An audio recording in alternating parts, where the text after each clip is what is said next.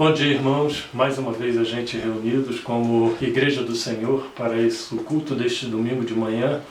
E eu quero desejar que a graça e a paz do nosso Senhor Jesus Cristo seja multiplicado na vida de todos os irmãos da nossa igreja, de todos aqueles que têm nos acompanhado através dos cultos da Igreja Presbiteriana do Turvo, nesse momento tão importante que a gente quer fazer com que a glória do Senhor se manifeste através de cada momento em que estivermos participando neste vídeo. Por isso convidamos você para que aonde você estiver, na sua casa, com a sua família ou em outro local, você possa estar tendo uma atenção completamente voltada para estarmos nessa expressão de culto glorificando o nome do Senhor.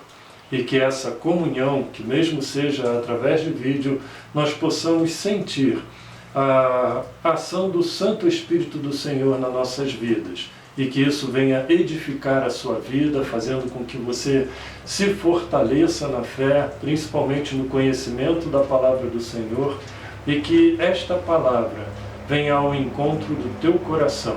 Mas queremos estar também louvando o santo nome do nosso Deus.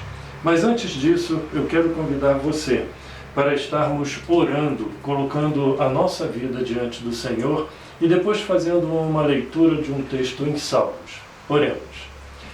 Pai, muito obrigado, Senhor, pela oportunidade que mais uma vez o Senhor nos dá de estarmos cultuando a Ti através deste culto. E te rogar, ó Pai, que aonde cada família estiver, todos sejam agraciados ricamente pelo Senhor. E te pedir, ó Pai, que toda a nossa expressão neste culto seja para louvor e glória do Teu nome, que a Tua palavra venha nos trazer rica edificação, que os louvores que serão entoados aqui venham a alegrar o nosso coração e também alegrar o coração do Senhor, pois queremos cultuar a Ti em espírito e em verdade. É o que nós te oramos, no santo nome do Senhor Jesus Cristo. Amém, Senhor Deus. A palavra de Deus, no Salmo de número 118, do verso 1 ao verso 4, nos diz assim: Rendei graças ao Senhor porque Ele é bom, porque a sua misericórdia dura para sempre. Diga, pois, Israel, sim, a sua misericórdia dura para sempre. Diga, pois, a casa de Arão, sim, a sua misericórdia dura para sempre. Digam, pois, os que temem ao Senhor, sim, a sua misericórdia dura para sempre. E que todos aqueles que temem ao Senhor estejam rendendo graças a esse Deus Todo-Poderoso através dos cânticos que podemos estar acompanhando e até cantando junto com o grupo da nossa igreja. Vamos louvar ao nosso Deus.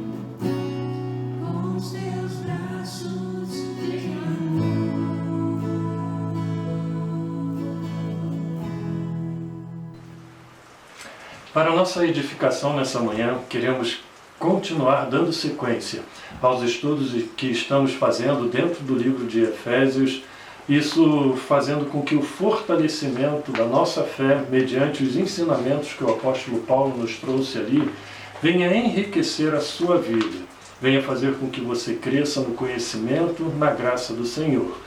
E hoje nós queremos estar estudando junto com os irmãos Efésios capítulo 2, do verso 1 até o verso 10, que nos diz assim: Ele vos deu vida, estando vós mortos nos vossos delitos e pecados, nos quais andastes outrora, segundo o curso deste mundo, segundo o príncipe da potestade do ar, do espírito que agora atua nos filhos da desobediência, entre os quais também todos nós andamos outrora, segundo as inclinações da nossa carne, fazendo a vontade da carne e dos pensamentos, e éramos, por natureza, filhos da ira, como também os demais.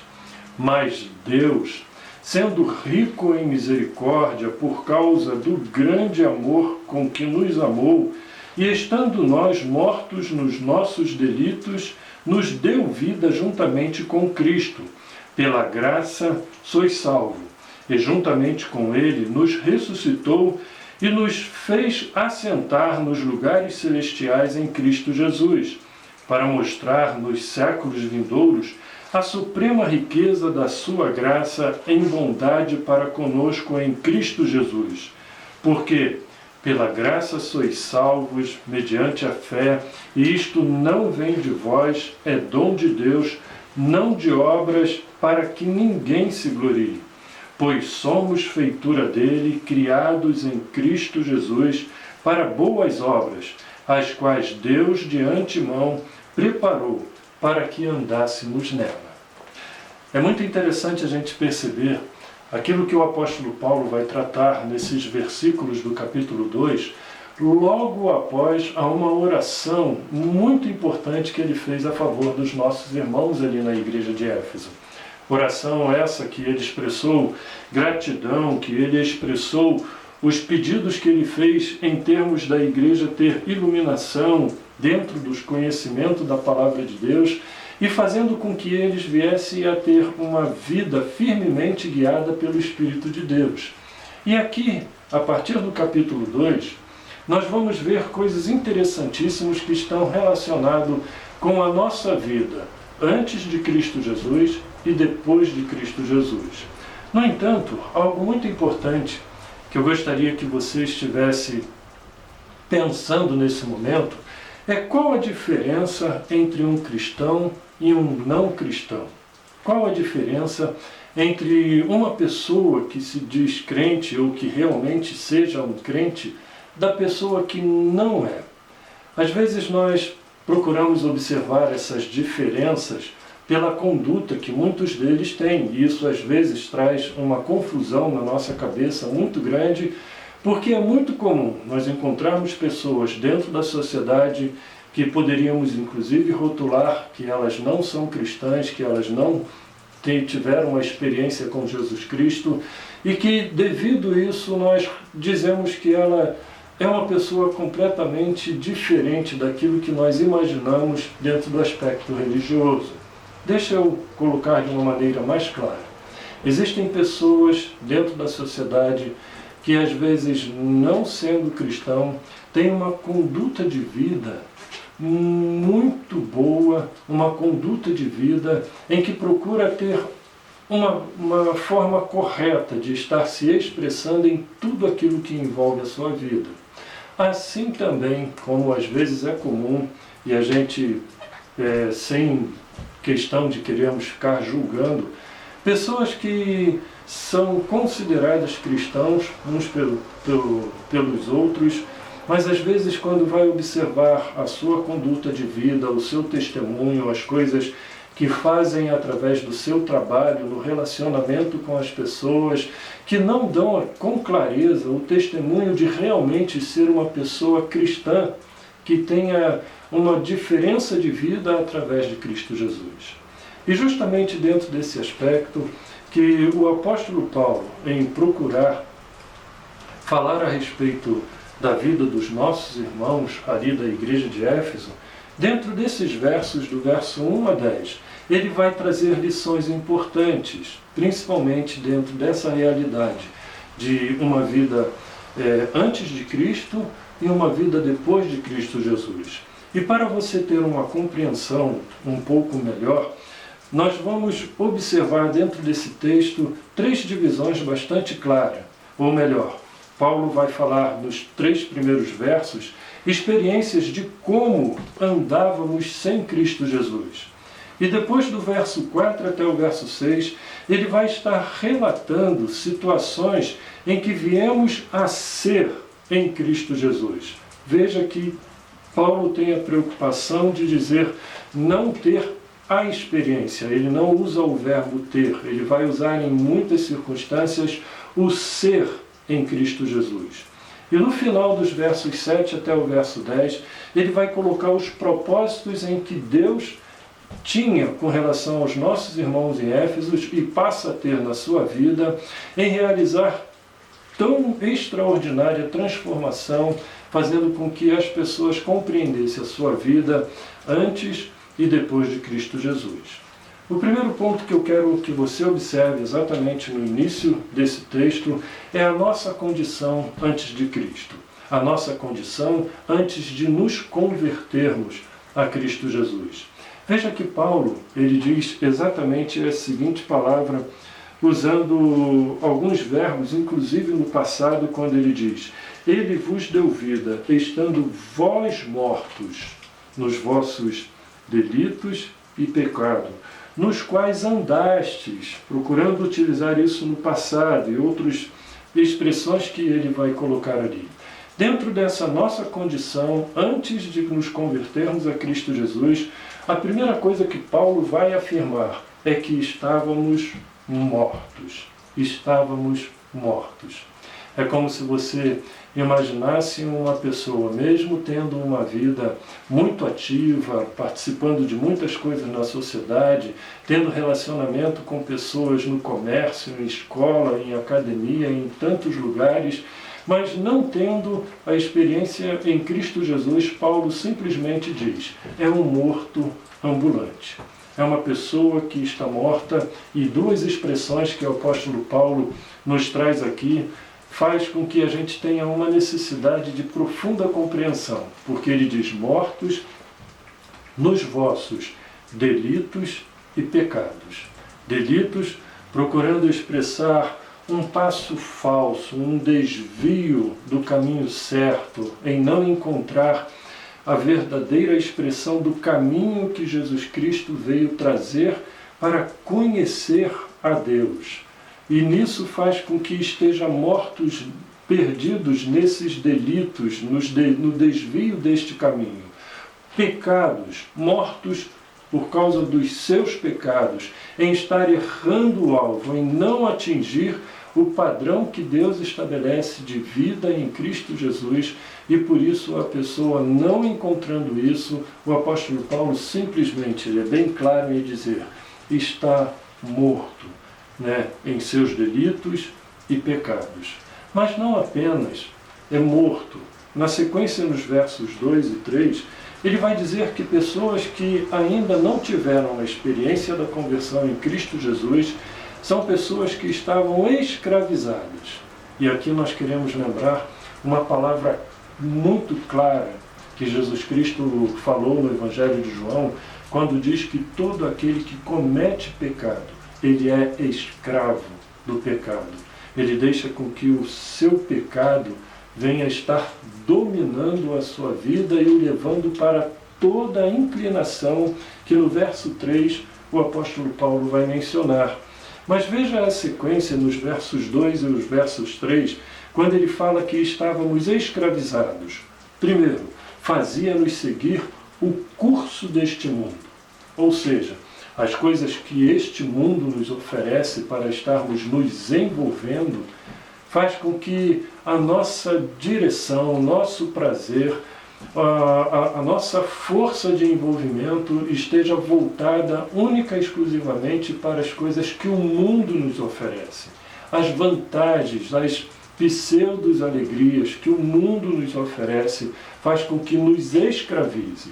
A segunda coisa que Paulo vai mencionar dentro desses aspectos é que isso nos torna filhos da desobediência, porque tudo aquilo que Deus estabeleceu para a nossa vida, a nossa natureza pecaminosa rejeita e começamos a fazer tudo aquilo de contrário que Deus quer que a gente venha a experimentar. E ainda no verso 3, na terceira coisa que Paulo menciona a respeito dessa escravidão por causa dos nossos pecados, é que isso nos leva à inclinação. A nossa carne nos leva a uma inclinação para o pecado, o que passa a prevalecer na vida daqueles que ainda não experimentaram a Cristo Jesus, ou a sua própria vida antes de conhecer a Cristo Jesus. Paulo simplesmente diz, olha, era assim, por isso que ele usa o termo, coisas que outrora praticamos, coisas em que estávamos completamente escravizados. Mas ainda no verso 3 ele diz que o fato de nós vivermos dessa maneira, nós estamos sob a ira de Deus, embaixo da condenação de Deus. Quando não damos margem para aquilo que a palavra de Deus, para aquilo que Jesus Cristo quer da nossa vida, nós vivemos sob um engano muito forte em que o pecado, como diz o apóstolo Paulo também no livro de Romanos, que o pecado nos seduz, nos envolve e nos leva à condenação pelos nossos próprios pecados. Deus condena o pecado, mas Ele ama profundamente o pecador. E é justamente dentro desta realidade que eu gostaria de levar você a perceber a transição que o apóstolo Paulo se refere dentro desse texto. Porque do verso 1 até o verso 3, como nós estivemos vendo, Paulo vai expressar a nossa condição antes da conversão. E veja como ele inicia o verso 4, quando ele diz assim, mas Deus. É como se ele mostrasse de uma forma muito clara que chega um momento na vida em que a pessoa venha se encontrar com Cristo Jesus, mas Deus, através da iniciativa exclusiva do Deus Todo-Poderoso, ele passa a fazer algo grandioso, uma grande transformação na vida da pessoa. Então é como se Paulo simplesmente pegasse as realidades da vida de uma pessoa antes de Cristo, antes de sua conversão, em estar mortos, em estar escravizado, em estar sobre a ira de Deus. Ele vai colocar algumas realidades do verso 4 até o verso 7 em dizer assim, estávamos mortos, mas Deus nos vivificou em Cristo Jesus. Ele nos deu vida. Éramos escravos, mas Deus nos libertou dos nossos pecados em Cristo Jesus. Éramos filhos da ira, mas Deus nos amou profundamente, mesmo nós estando condenados. Deus nos amou para nos trazer tão grande salvação. E isso nós vamos ver pela maneira como o apóstolo Paulo vai desenvolvendo dentro desses versículos, do 4 até o 7, que isso era a expressão única e exclusiva da sua graça. Por isso que, mais de uma vez, ele vai repetir, pela graça sois salvos. Da escravidão, da condenação, da morte. Essa era a nossa condição. Deus veio fazer uma grande transformação na vida da pessoa que se encontra com Cristo Jesus. E também nesses versos, 3 coisas importantes para a gente perceber. Primeiro, o que Deus fez? O que Deus fez? Veja no verso 5 e o verso 6, que o apóstolo Paulo vai ser claro em dizer, olha, Deus nos deu vida juntamente com Cristo Jesus. Tanto que uma das ênfase clara que o evangelista João, no seu evangelho, vem a trazer como grande afirmação, é que Jesus é a vida. É Ele quem nos traz a vida verdadeira, não apenas essa vida que nós temos aqui, a qual nascemos, nos desenvolvemos, e chega um determinado momento em que nós estaremos morrendo. Mas o apóstolo Paulo, em 1 Coríntios, quando fala sobre vida em Cristo Jesus, ele diz que se a nossa esperança se limita a essa vida limitada, nós somos os mais infelizes de todos os homens, porque Deus nos deu vida juntamente com Cristo Jesus e uma vida eterna, para eternamente estarmos com o Senhor na sua glória. Na sequência, ainda no verso 6, Paulo vai dizer o que Deus fez. Ele nos ressuscitou juntamente com Cristo Jesus. Aqui eu quero fazer um paralelo quando o apóstolo Paulo, dando também ensinamentos a esse respeito em Colossenses, capítulo 3, ele vai colocar como uma realidade de estar raciocinando nas condições. Como ele diz, se fostes ressuscitados com Cristo Jesus, vivemos em Cristo Jesus. Então, quando Cristo Jesus morreu e nós passamos a pela fé ter a aceitação do que Deus veio a fazer em Cristo Jesus na nossa vida, a nossa natureza carnal é morta em Cristo Jesus e passamos a ser ressuscitados para uma nova vida juntamente com Cristo. E a terceira coisa, ainda na sequência, no verso 6, que o apóstolo Paulo vai mencionar, é que Deus nos fez assentar nos lugares celestiais em Cristo Jesus. Veja que grande privilégio. E às vezes nós não nos damos conta de tamanha bênção que Deus nos concedeu através da morte e da ressurreição de Cristo Jesus, a qual podemos exercer isso pela fé e viver isso pela fé em Cristo Jesus, de que estamos assentados em lugares muito privilegiados, porque isso está nas regiões celestiais em Cristo Jesus, como Paulo vai mencionar, ou mencionou, como já tivemos vendo em cultos anteriores, no verso 3, das bênçãos celestiais, nas regiões celestiais em Cristo Jesus, que Deus nos concede. E foi essas coisas que Deus fez para nos resgatar. Mas a segunda coisa que a gente vê na sequência desse texto é por que Deus fez isso. Por que Deus fez? Veja com clareza no verso 4, quando Paulo simplesmente vira e diz: Deus fez isso porque Ele é rico em misericórdia. Já no Velho Testamento, a palavra de Deus diz que as misericórdias do Senhor são as causas de nós não sermos consumidos e que ela se renova a cada manhã. E pela grandiosidade da misericórdia de Deus, Ele veio nos trazer a salvação, enviando o seu único Filho para carregar os nossos pecados sobre Ele, para nos dar a salvação dos nossos pecados, a paz que é encontrada somente em Cristo Jesus e vivermos como uma nova criatura. Mas ainda na sequência, no verso 4, ele diz: por causa do grande amor que Ele nos amou. E este amor está resumidamente expresso no Evangelho de João, capítulo 3, verso 16, que eu tenho certeza que você sabe de cor. Porque Deus amou o mundo, amou você, de uma forma tão imensa, que Ele deu o seu único Filho, para que todo aquele que crer em Jesus Cristo não pereça, mas tenha a vida eterna.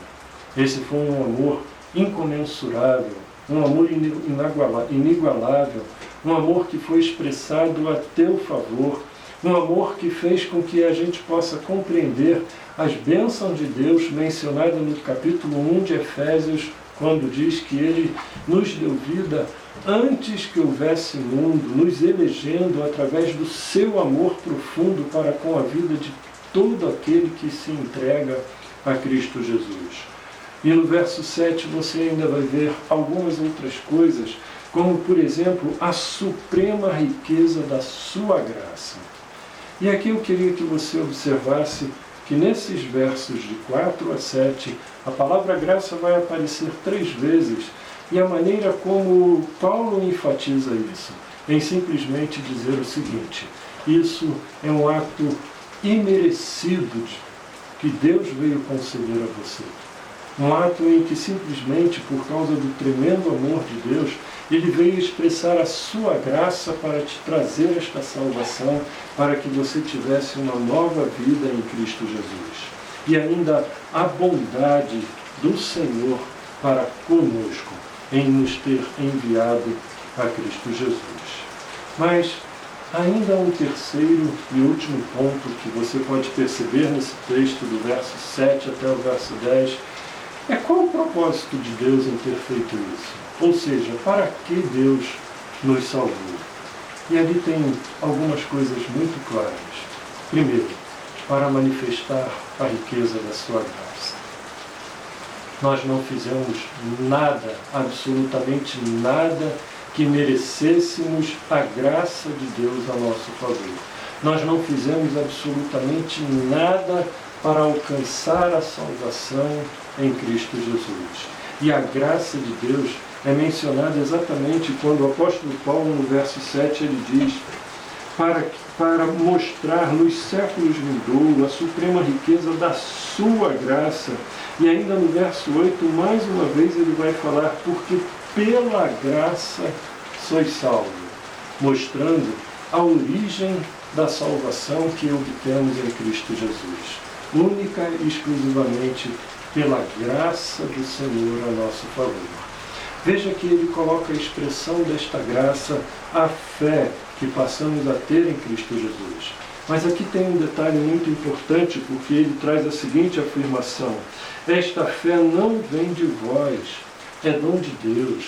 Podemos exercitar a nossa fé em muitas coisas, como por exemplo, estamos vivenciando esse período de pandemia e podemos vivenciar na fé de que Deus está nos protegendo fortemente para que essa virose não venha nos contaminar.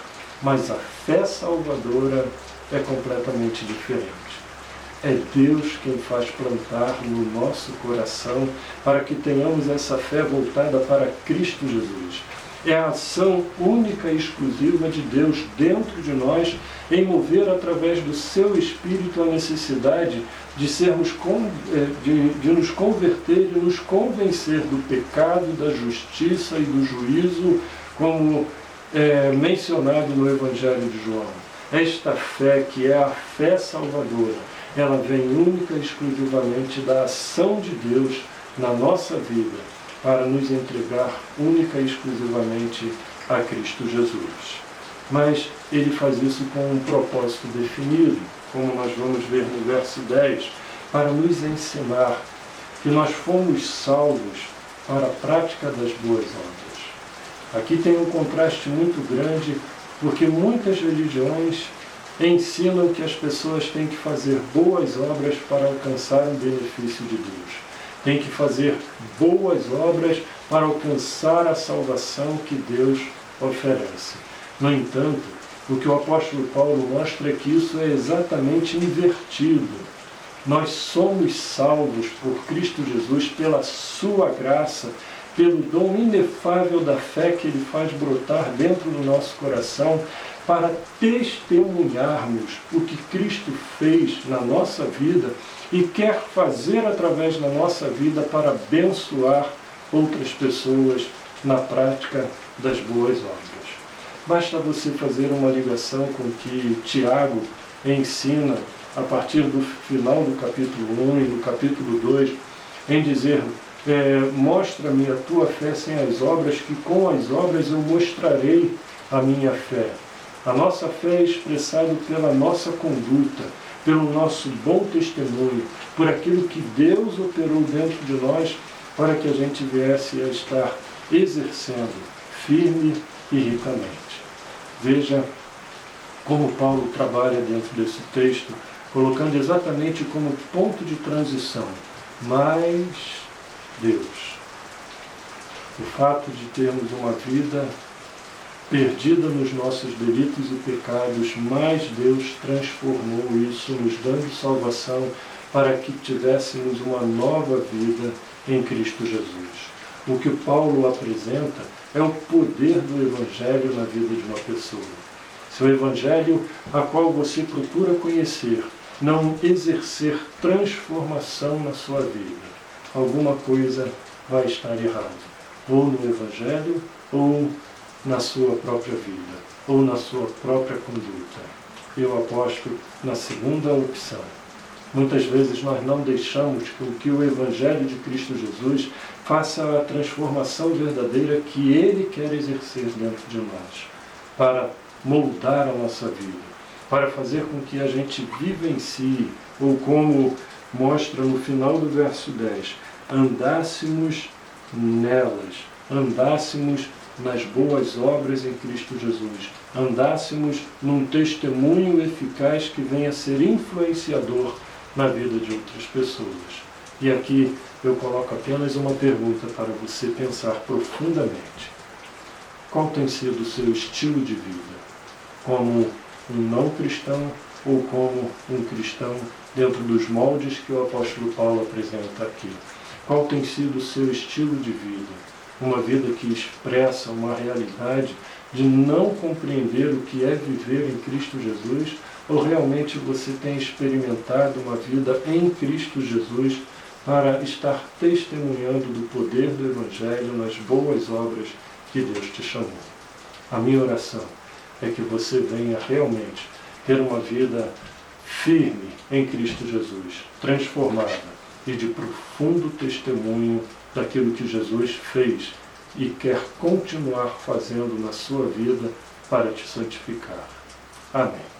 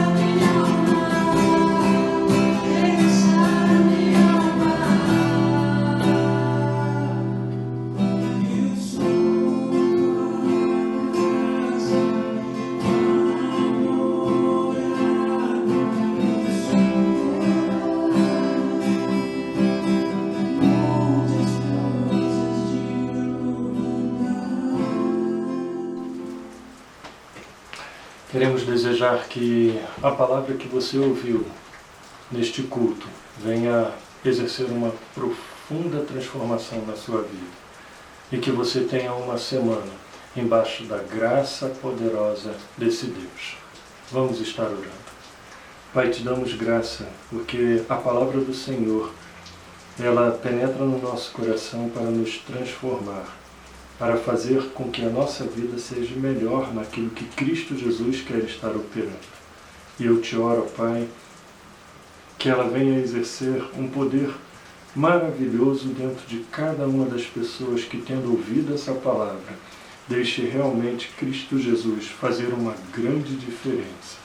Mesmo que sejam pessoas que já têm a salvação em Jesus, mas que possam perceber que o Senhor quer fazer coisas ainda muito mais grandiosas para poder vivenciar esse Evangelho de Cristo Jesus, que é o poder do Senhor para nos salvar.